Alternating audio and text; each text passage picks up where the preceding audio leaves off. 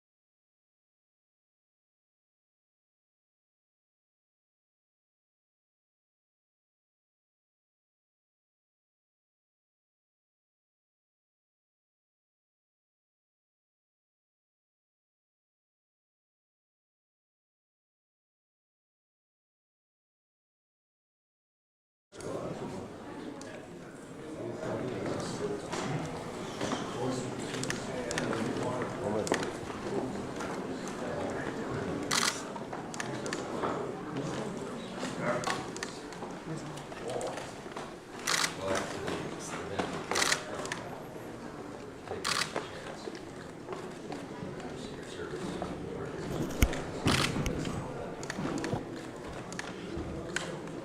What that's not the acting director of the Secret Service. We're going to set up a task force. We are very serious. Background.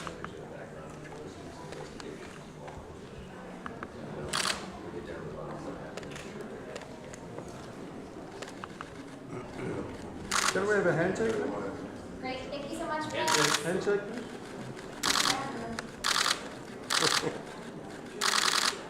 Wonderful, thank you so much. We'll have the press step out, please. Thank you, press. Okay, all right, that's a wrap. Thank you, that's a wrap. Let's go. Guys, move out, please. Thank you. Thank you. Thanks, guys. Thank you. Official.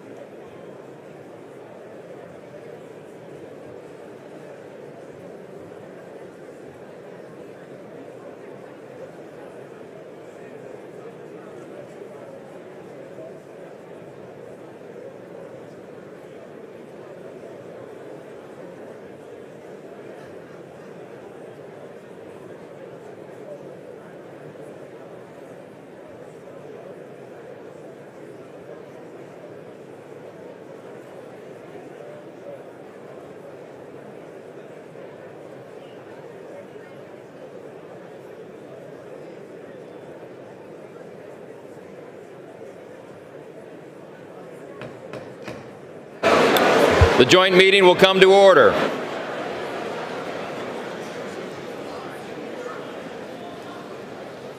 The chair appoints as members of the committee on the part of the House to escort His Excellency Benjamin Netanyahu, Prime Minister of the State of Israel, into the chamber. The gentleman from Louisiana, Mr. Scalise. The gentleman from Minnesota, Mr. Emmer. The gentlewoman from New York, Ms. Stefanik. The gentleman from Pennsylvania, Mr. Reschenthaler. The gentleman from Alabama, Mr. Palmer. The gentleman from Utah, Mr. Moore. The gentlewoman from Michigan, Mrs. McClain. The gentleman from Texas, Mr. McCall. The gentleman from New York, Mr. Jeffries. The gentlewoman from Massachusetts, Ms. Clark. The gentleman from California, Mr. Aguilar. The gentleman from California, Mr. Liu. The gentlewoman from Florida, Ms. Wasserman Schultz. The gentleman from California, Mr. Sherman. The gentleman from Illinois, Mr. Schneider. And the gentleman from New Jersey, Mr. Gottheimer. The acting president pro temp of the Senate, at the direction of that body, appoints the following senators as members of the committee on the part of the Senate to escort His Excellency Benjamin Netanyahu, Prime Minister of Israel, into the House chamber. The senator from West Virginia, Mr. Manchin. The senator from Arizona, Ms. Sinema. The senator from Pennsylvania, Mr. Fetterman. The senator from Kentucky, Mr. McConnell. The senator from South Dakota, Mr. Thune. The senator from Wyoming, Mr. Barrasso. The senator from West Virginia, Mrs. Capito.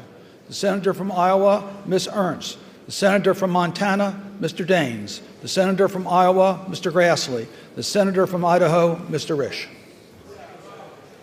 All members of the escort committee will exit the chamber through the lobby doors.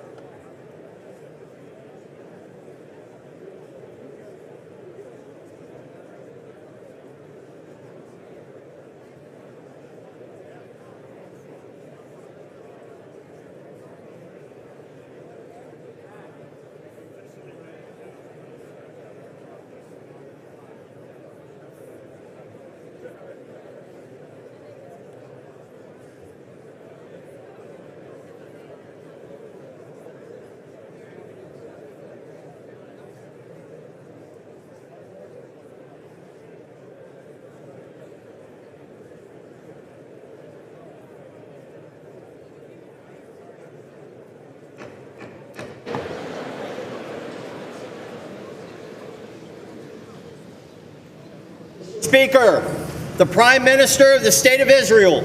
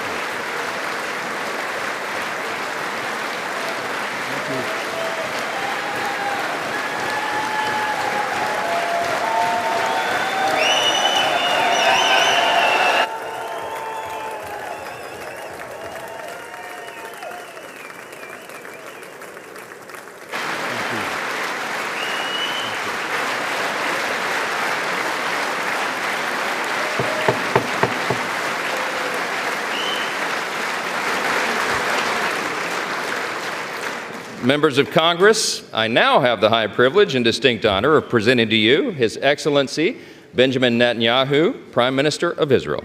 Thank you.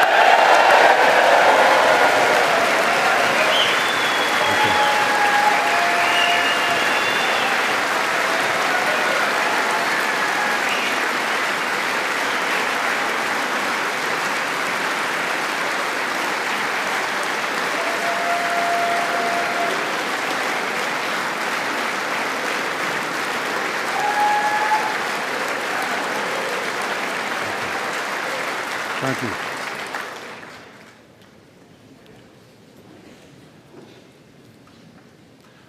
Speaker of the House, Mike Johnson, Senator Ben Cardin,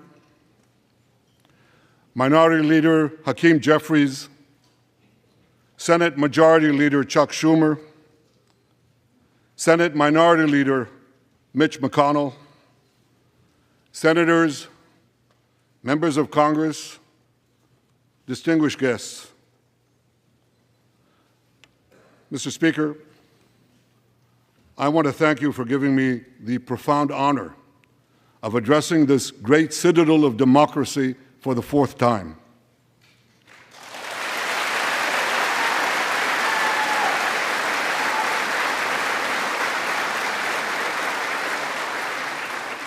We meet today at a crossroads of history.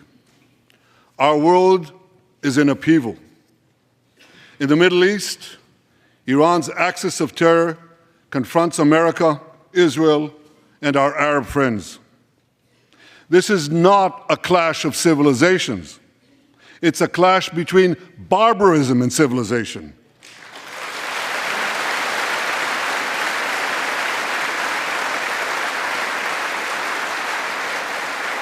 It's a clash between those who glorify death and those who sanctify life.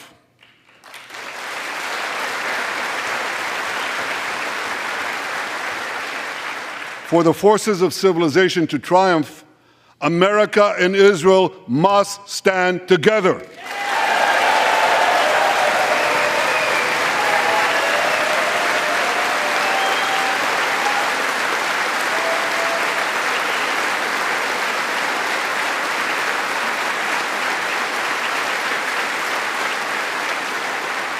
Because when we stand together, something very simple happens. We win, they lose.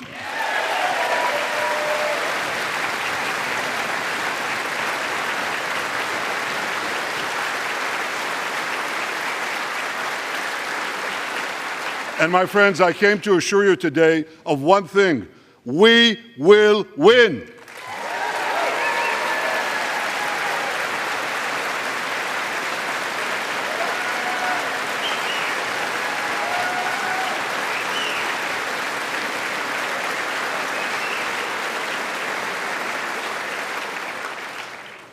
Ladies and gentlemen, like December 7th, 1941, and September 11th, 2001, October 7th is a day that will forever live in infamy. It was the Jewish holiday of Simchat Torah. It began as a perfect day, not a cloud in the sky.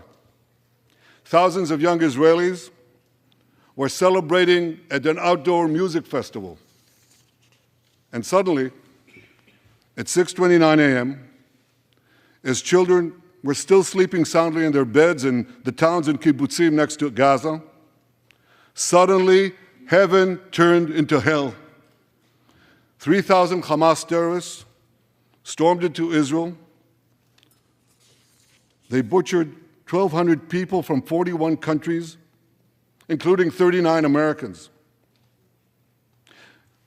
Proportionately, compared to our population size, that's like 20 9/11s in one day. And these monsters, they raped women, they beheaded men, they burnt babies alive, they killed parents in front of their children, and children in front of their parents.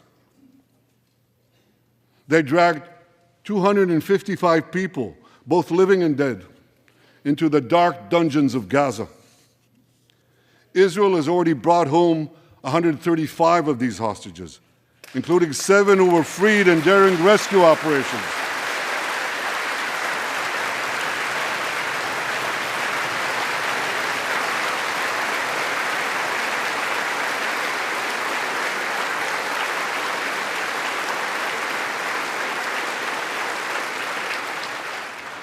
One of those freed hostages, Noor Gamani, is here in the gallery, sitting near my wife, Sarah.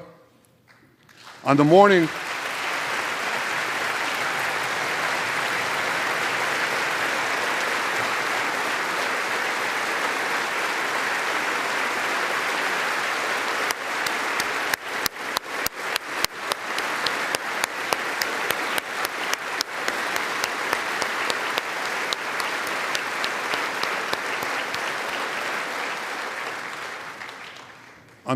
of October 7th, the entire world saw Noah's look of desperation as she was violently abducted to Gaza on the back of a motorcycle.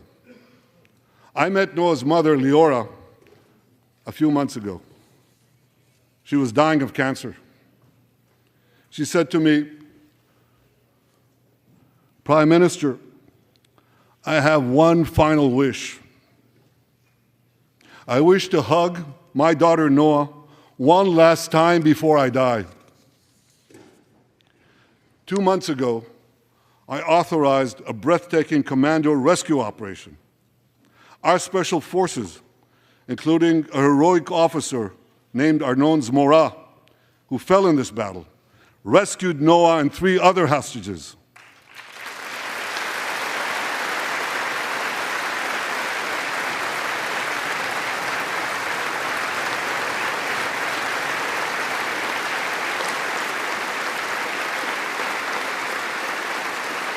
Noah, I think it's one of the most moving things. When Noah was reunited with her mother, Leora, and her mother's last wish came true. Noah, we're so thrilled to have you with us today. Thank you.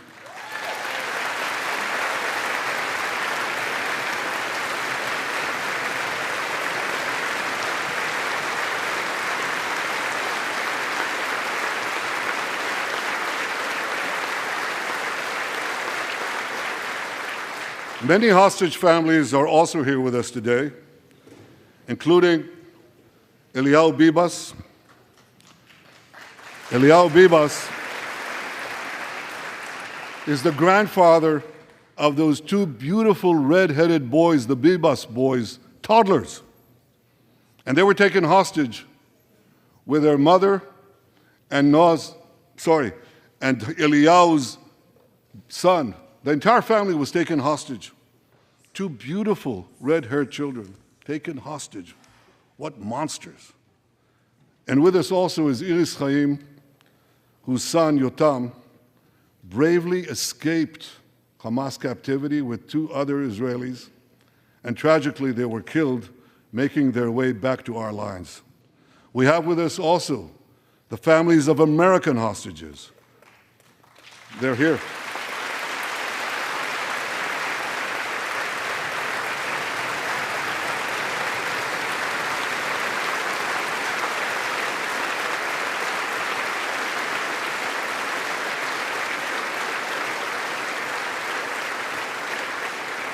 The pain these families have endured is beyond words. I met with them again yesterday, and I promised them this: I will not rest until all their loved ones are home, all of them.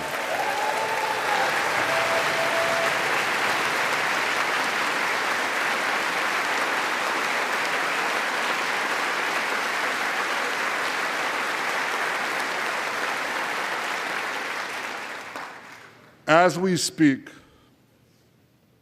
we're actively engaged in intensive efforts to secure their release, and I'm confident that these efforts can succeed. Some of them are taking place right now.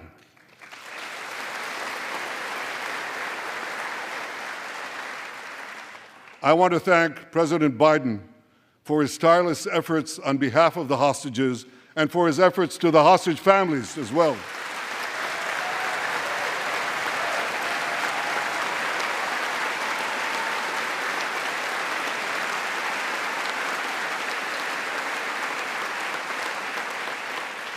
I thank President Biden for his heartfelt support for Israel after the savage attack on October 7th. He rightly called Hamas sheer evil.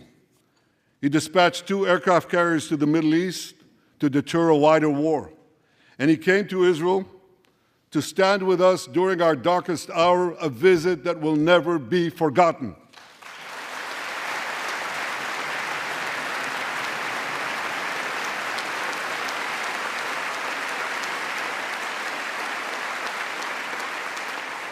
President Biden and I have known each other for over 40 years. I want to thank him for half a century of friendship to Israel and for being, as he says, a proud Zionist. Actually, he says, a proud Irish-American Zionist.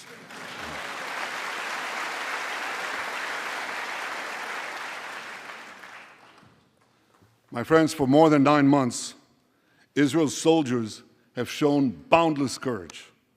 With us today,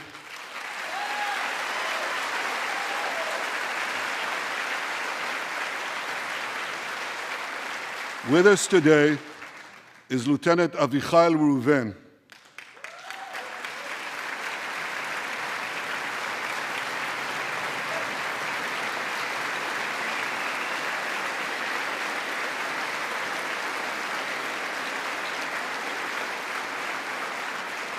Avichai is an officer in the Israeli paratroopers.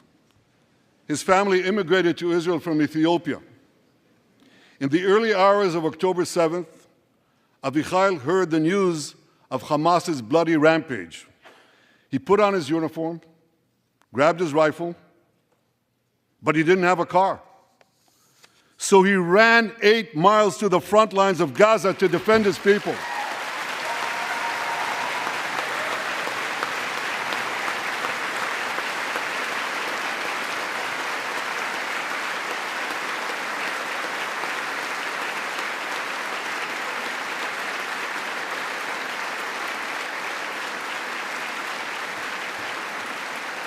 You heard that right. He ran 8 miles, came to the front lines, killed many terrorists, and saved many, many lives. Avichai, we all honor your remarkable heroism. Another Israeli is with us here today, and he's stand up, right next to Avichai. This is Master Sergeant Ashraf al-Bakhiri.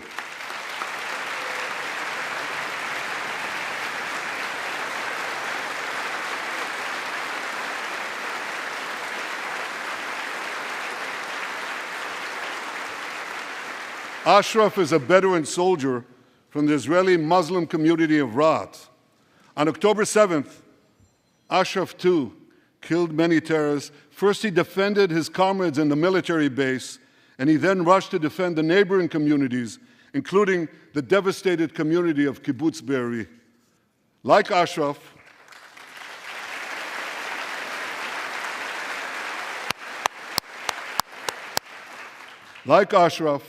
the Muslim soldiers of the IDF fought alongside their Jewish, Druze, Christian, and other comrades in arms with tremendous bravery.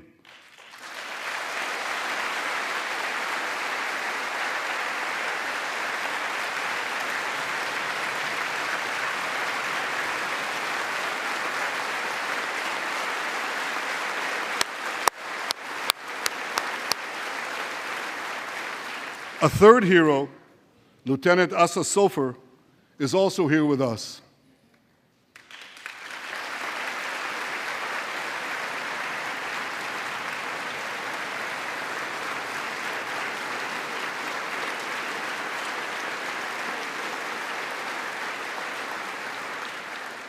Asa fought as an officer in the Tank Corps, and he was wounded in battle. He was wounded in battle while protecting his fellow soldiers from a grenade. He lost his right arm and the vision in his left eye. He's recovering, and incredibly, within a short time, Asa will soon return to active duty as a commander of a tank company.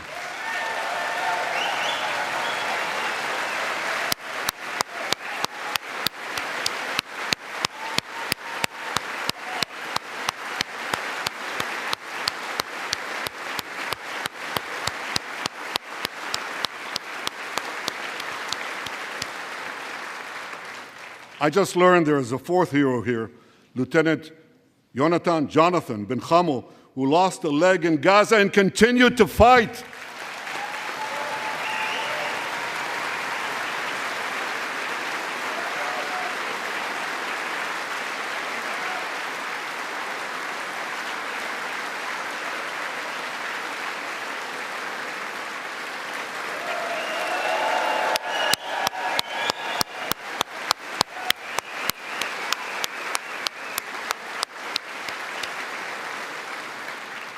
My friends, these are the soldiers of Israel, unbowed, undaunted, unafraid.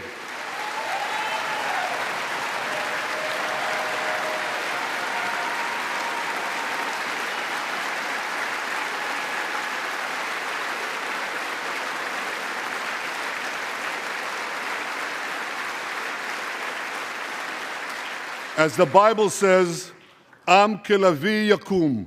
They shall rise like lions. They have risen like lions. The lions of Judah, the lions of Israel.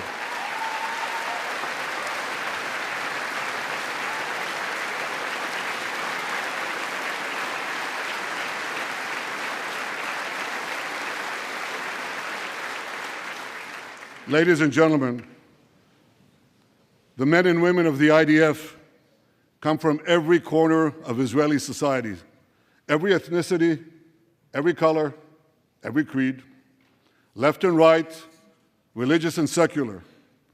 All are imbued with the indomitable spirit of the Maccabees, the legendary Jewish warriors of antiquity. With us today is Yechiel Leiter, the father of one of those Maccabees. Yechiel's father escaped the Holocaust and found refuge in America.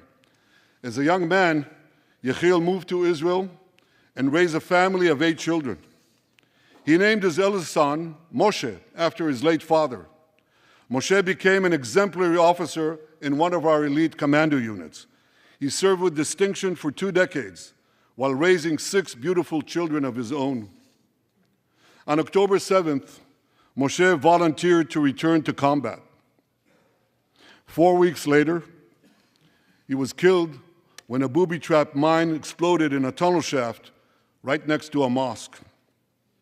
At his son's funeral, Yechiel said this: "If the state of Israel had not been established after the Holocaust, the image engraved in our collective memory would have been the photograph of that helpless Jewish boy in the Warsaw Ghetto holding his hands up in the air with Nazi rifles pointed at him.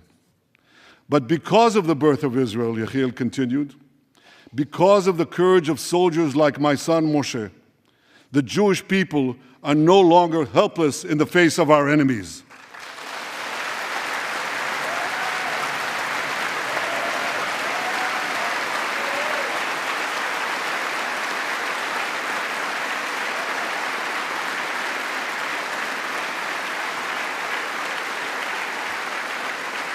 Yechiel, please rise so we can honor your son's sacrifice. And I pledge to you and to all the bereaved families of Israel, some of whom are in this hall today, the sacrifice of your loved ones will not be in vain.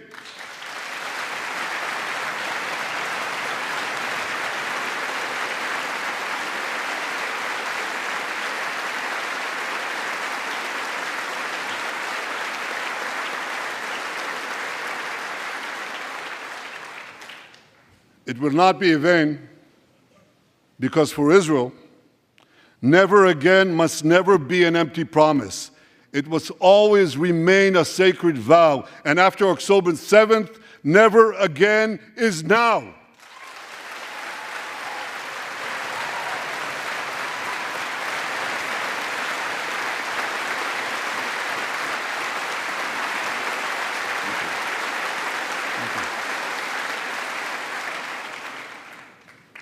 My friends, defeating our brutal enemies requires both courage and clarity.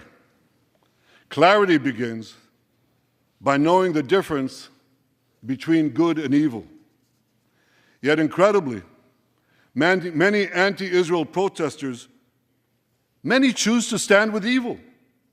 They stand with Hamas. They stand with rapists and murderers. They stand with people who came into the kibbutzim, into a home. The parents hid the children, the 2 babies, in the attic, in a secret attic. They murdered the families, the parents. They find the secret latch to the hidden attic, and then they murder the babies. These protesters stand with them. They should be ashamed of themselves.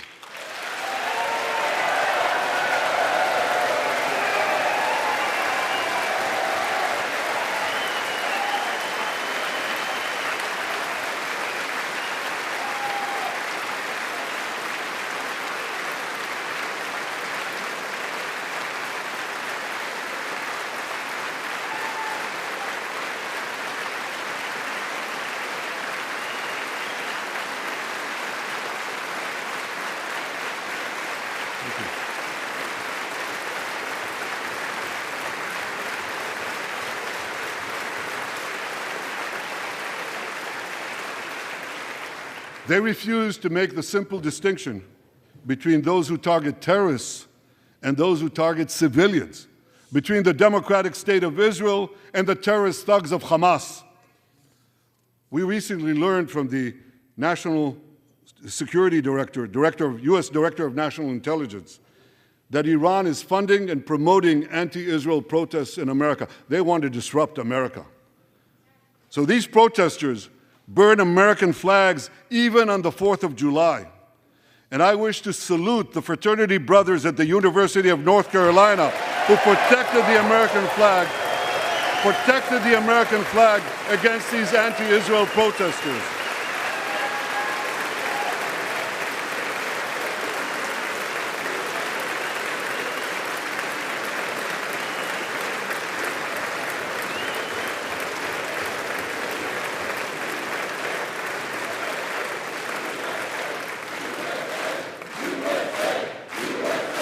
Iran's useful idiots.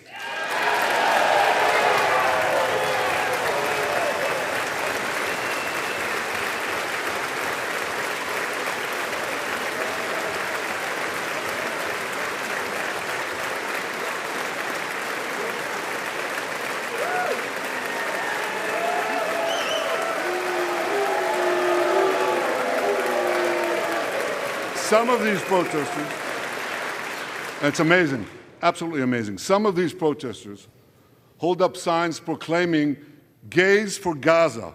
They might as well hold up signs saying chickens for KFC.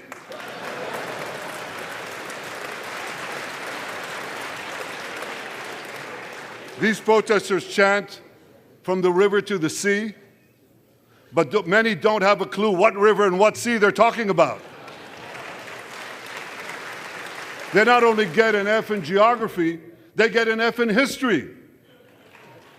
They call Israel a colonialist state. Don't they know that the land of Israel is where Abraham, Isaac, and Jacob prayed, where Isaiah and Jeremiah preached, and where David and Solomon ruled?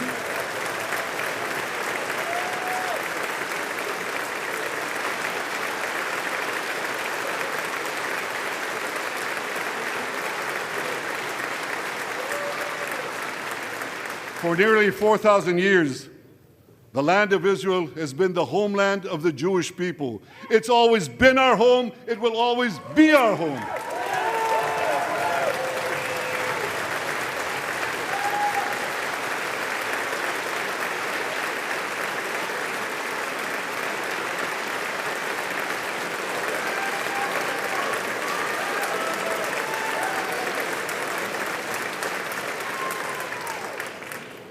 It's not only the campus protesters who get it wrong. It's also the people who run those campuses. 80 years of Harvard say, my alma mater, we must unequivocally condemn it and resolutely fight it. Without exception. And resolutely fight it. Without exception.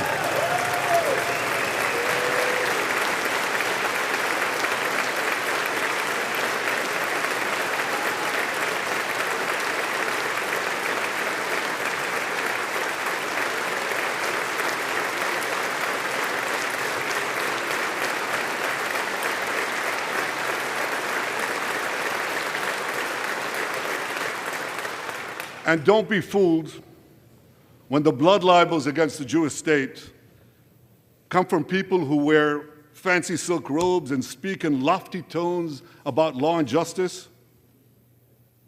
Here's a case in point.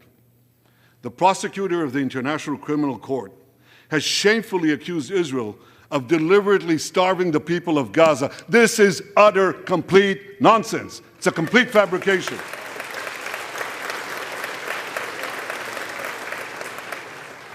Israel has enabled more than 40,000 aid trucks to enter Gaza. That's 500,000 tons of food. And that's more than 3,000 calories for every man, woman, and child in Gaza. If there are Palestinians in Gaza who aren't getting enough food, it's not because Israel is blocking it, it's because Hamas is stealing it.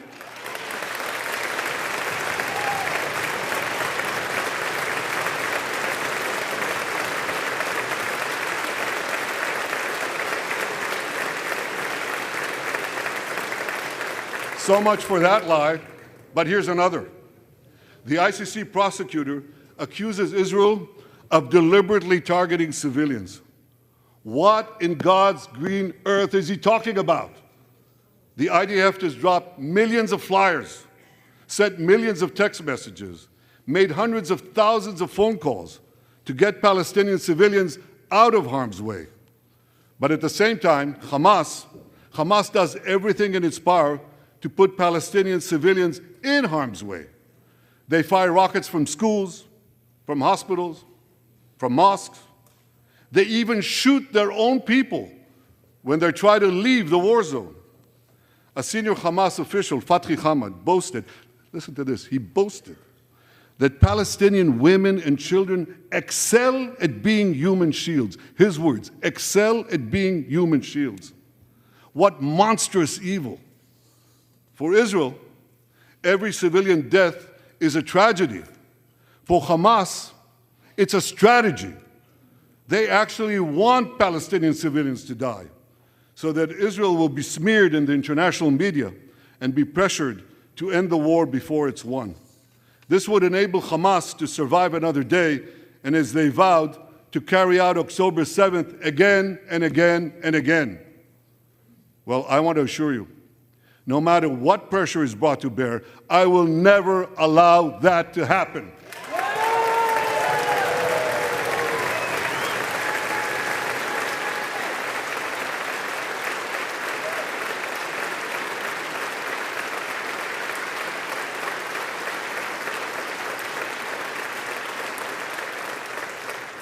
The vast majority of Americans have not fallen for this Hamas propaganda. They continue to support Israel. And I want to say thank you, America, and thank you, senators and House members who continue to support us, continue to support Israel, continue to support the truth and see through the lies. But as for the minority that may have fallen for Hamas's con's job, I suggest you listen to Colonel John Spencer. John Spencer is head of urban warfare studies at West Point. He studied every major urban conflict. I was going to say in modern history. He corrected me, no, in history. Israel, he said, has implemented more precautions to prevent civilian harm than any military in history and beyond what international law requires.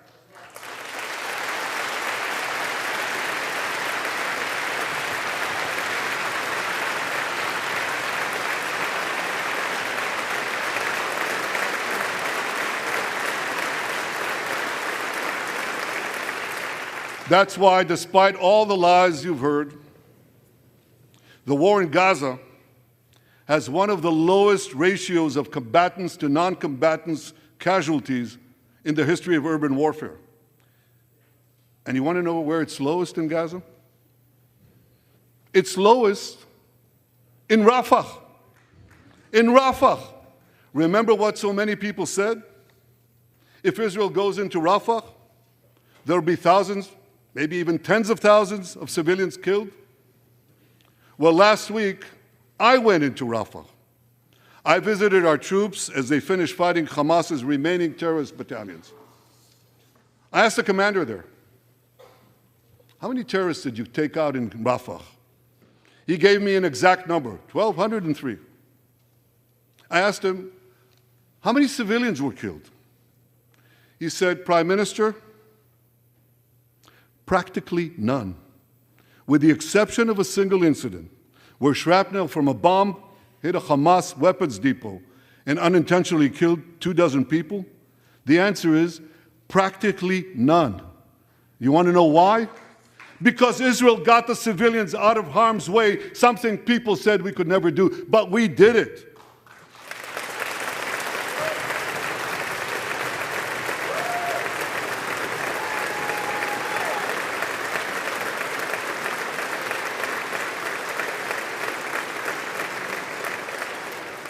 These heroes here today, the heroic soldiers of Israel, should not be condemned for how they're conducting the war in Gaza. They should be commended for it.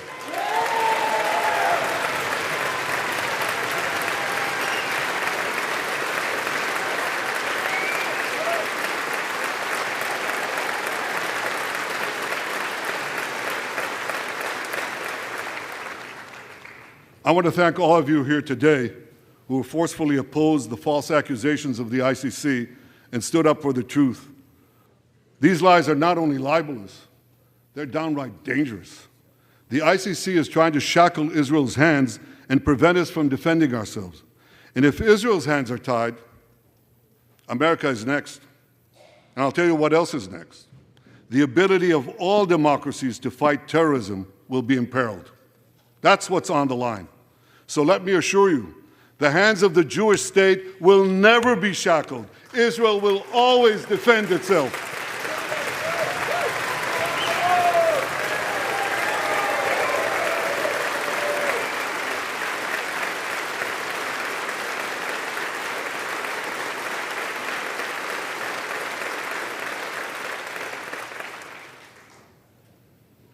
My friends, in the Middle East, Iran is virtually behind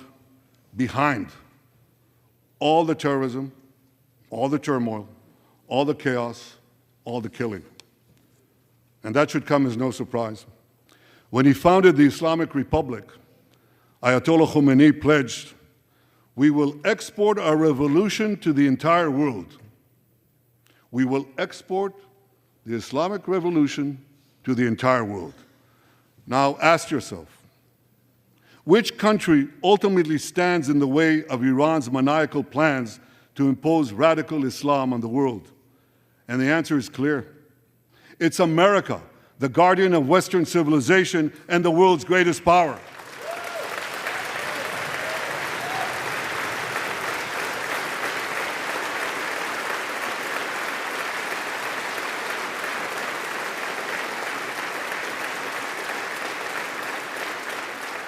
That's why Iran sees America as its greatest enemy. Last month, we heard a revealing comment, ostensibly about the war in Gaza, but about something else. It came from the foreign minister of Iran's proxy, Hezbollah, and he said this: "This is not a war with Israel. Israel," he said, "is merely a tool.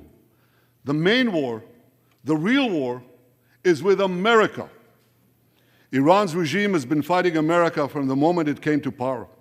In 1979, it stormed the American embassy. It held scores of Americans hostage for 444 days. Since then, Iran's terrorist proxies have targeted America in the Middle East and beyond. In Beirut, they killed 241 US servicemen. In Africa, they bombed American embassies. In Iraq, they supplied explosives to maim and kill thousands of American soldiers. In America, they actually sent death squads. They sent death squads here to murder a former Secretary of State and a former National Security Advisor. And as we recently learned, they even brazenly threatened to assassinate President Trump. But Iran understands that to truly challenge America, it must first conquer the Middle East.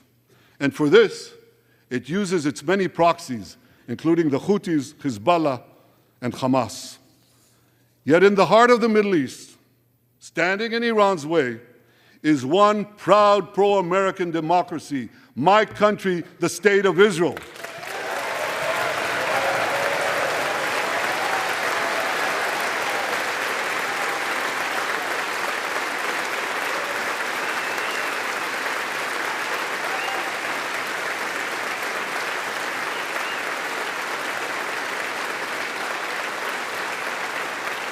That's why the mobs in Tehran chant death to Israel before they chant death to America. For Iran, Israel is first, America is next. So when Israel fights Hamas, we're fighting Iran. When we fight Hezbollah, we're fighting Iran. When we fight the Houthis, we're fighting Iran. And when we fight Iran, we're fighting the most radical and murderous enemy of the United States of America. And one more thing. When Israel acts to prevent Iran from developing nuclear weapons that could destroy Israel and threaten every American city, every city that you come from, we're not only protecting ourselves, we're protecting you.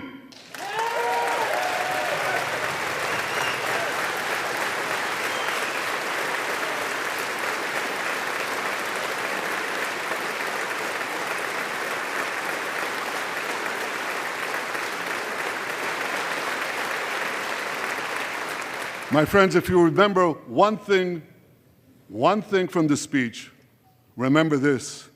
Our enemies are your enemies. Our fight is your fight. And our victory will be your victory.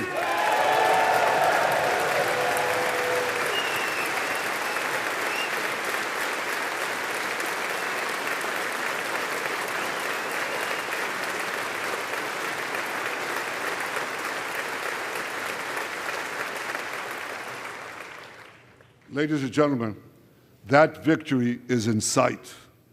Israel's defeat of Hamas will be a powerful blow to Iran's axis of terror.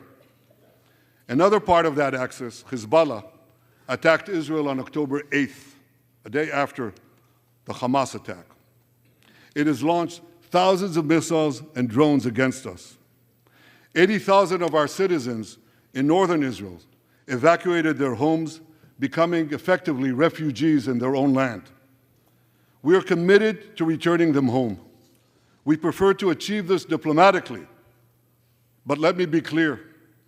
Israel will do whatever it must do to restore security to our northern border and return our people safely to their homes.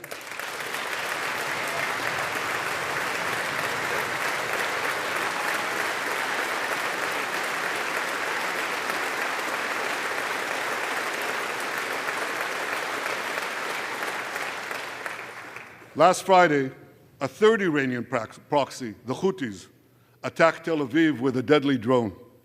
It exploded a few hundred feet from the American consulate, killing one person and injuring 9.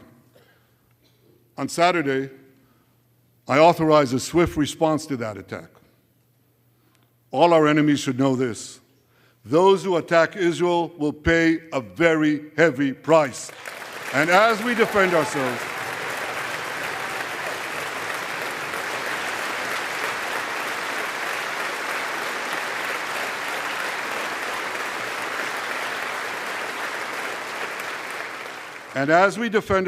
on all fronts, I know that America has our back. And I thank you for it. All sides of the aisle, thank you.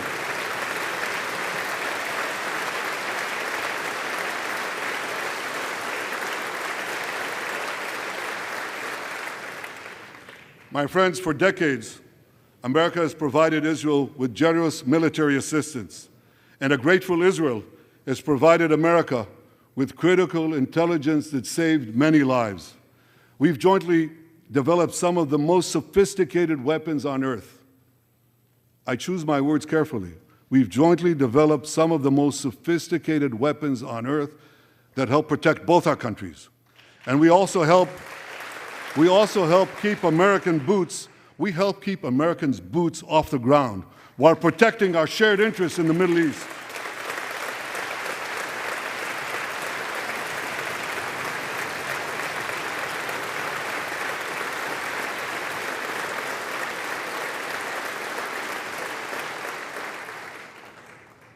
I deeply appreciate America's support, including in this current war. But this is an exceptional moment. Fast-tracking U.S. military aid can dramatically expedite an end to the war in Gaza and help prevent a broader war in the Middle East. In World War II, as Britain fought on the front lines of civilization, Winston Churchill appealed to Americans with these famous words: "Give us the tools and we'll finish the job."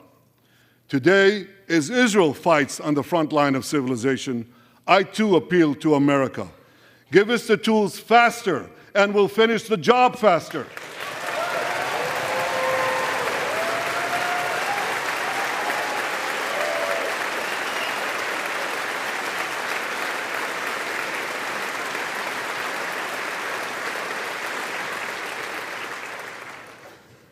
My dear friends, the war in Gaza could end tomorrow if Hamas surrenders, disarms, and returns all the hostages.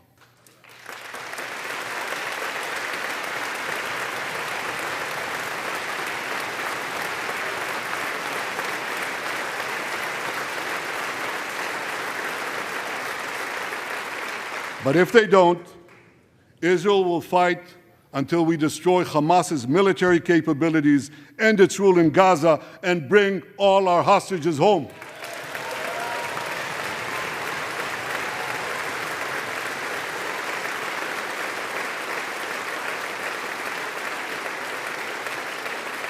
That's what total victory means, and we will settle for nothing less.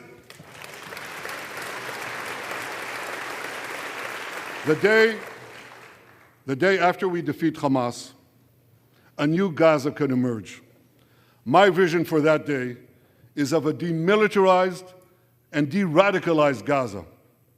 Israel does not seek to resettle Gaza, but for the foreseeable future, we must retain overriding security control there to prevent the resurgence of terror, to ensure that Gaza never again poses a threat to Israel.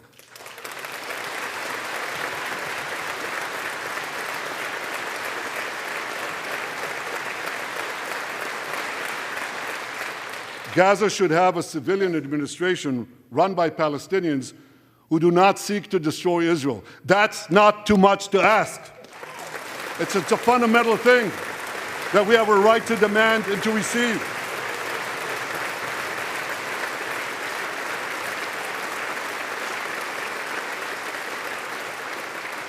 A new generation of Palestinians must no longer be taught to hate Jews, but rather to live in peace with us.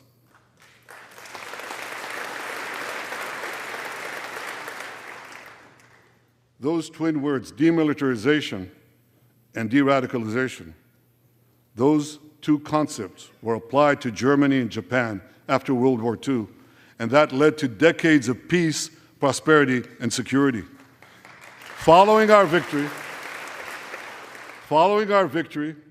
with the help of regional partners, the demilitarization and de-radicalization of Gaza can also lead to a future of security, prosperity, and peace. That's my vision for Gaza.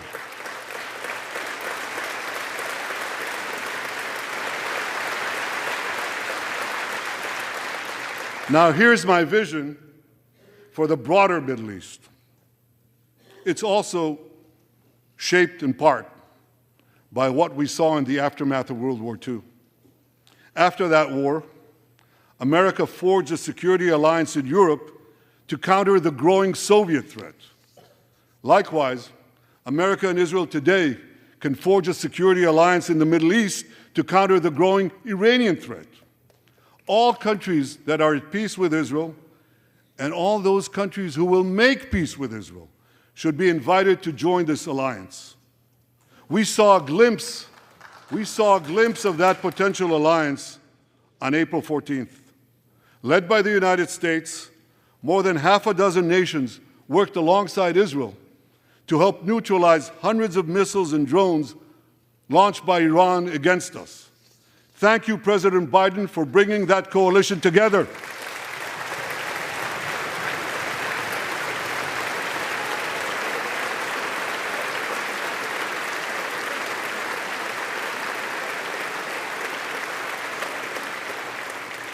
The new alliance I envision would be a natural extension of the groundbreaking Abraham Accords. Those accords saw peace forged between Israel and 4 Arab countries, and they were supported by Republicans and Democrats alike. We could call, I have a name for this new alliance. I think we should call it the Abraham Alliance. I want to thank President Trump for his leadership in brokering the historic Abraham Accords.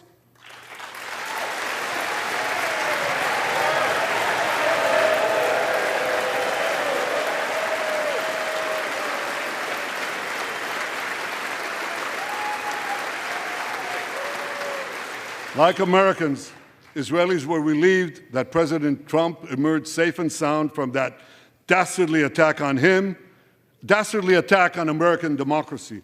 There is no room for political violence in democracies.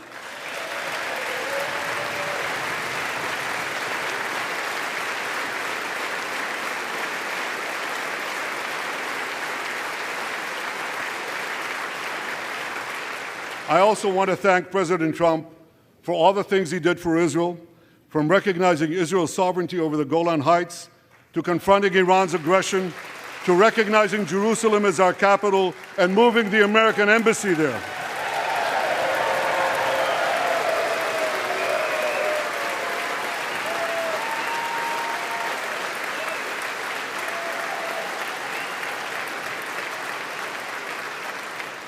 That's Jerusalem, our eternal capital, never to be divided again.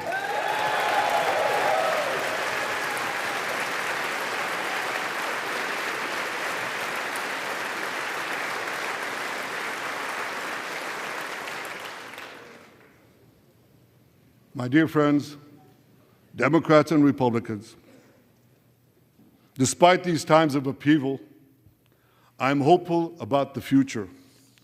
I'm hopeful about Israel because my people, the Jewish people, emerged from the depths of hell, from dispossession and genocide.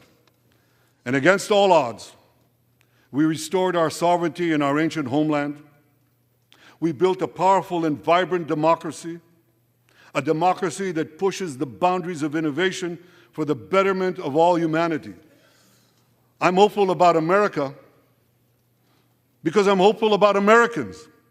I know how much the people of this country have sacrificed to defend freedom. America will continue to be a force for light and good in a dark and dangerous world. For free peoples everywhere, America remains the beacon of liberty its extraordinary founders envisioned back in 1776.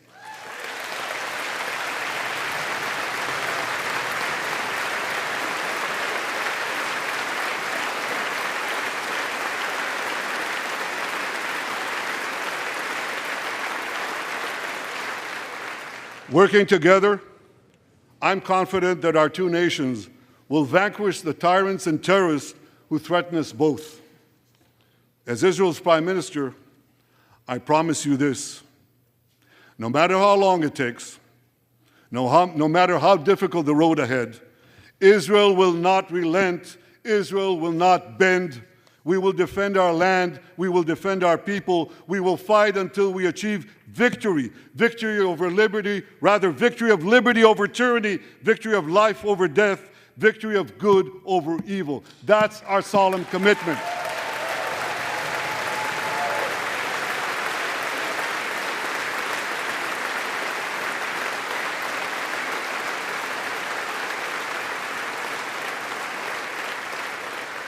And we will continue to work with the United States and our Arab partners to transform a troubled region from a backwater of repression, poverty, and war into a thriving oasis of dignity, prosperity, and peace. In this noble mission, as in many others, Israel will always remain America's indispensable ally. Through thick and thin,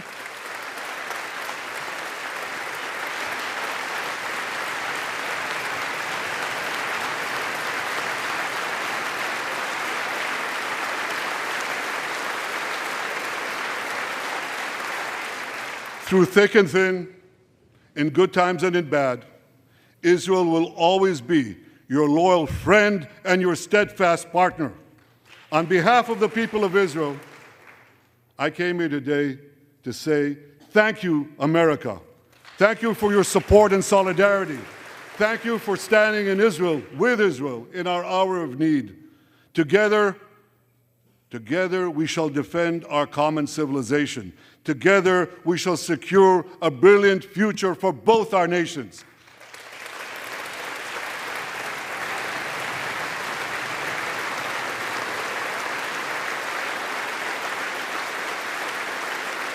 May God bless Israel, may God bless America, and may God bless the great alliance between Israel and America forever.